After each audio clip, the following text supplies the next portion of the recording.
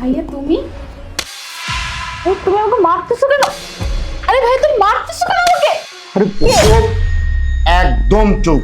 আর একটা কথা বলবি তো আমার থেকে খারাপ তোর কাছে আর কেউ হবে না, বুঝছস? কি ব্যাপার ভাইয়া, কি এমন হয়েছে? আপনি মুনার গায়ে এভাবে হাত তুলতেছেন কেন? হ্যাঁ ভাইয়া, আমি এমন কি করেছি যে তুমি আমাকে মারলে? ও আচ্ছা, কি করছিস তুই জানাস না? না, ও যা করছে যদি তুমি শোনো, তুমি ওর গায়ে হাত তুলতে বাধ্য হবা। কি?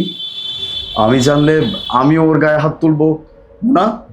ভাই এসব কি বলতেছে? মানে তুমি কি করছো? আমি কি জানি আলিফ, আমি এমন তো কিছু করি না যার জন্য ভাইয়া আমাকে মারবে।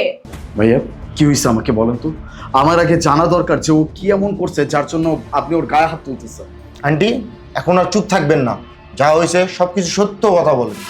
বাবা, তুই অফিসে যাওয়ার পর বৌমা আমারে অনেক অত্যাচার করে, অনেক নির্যাতন করে।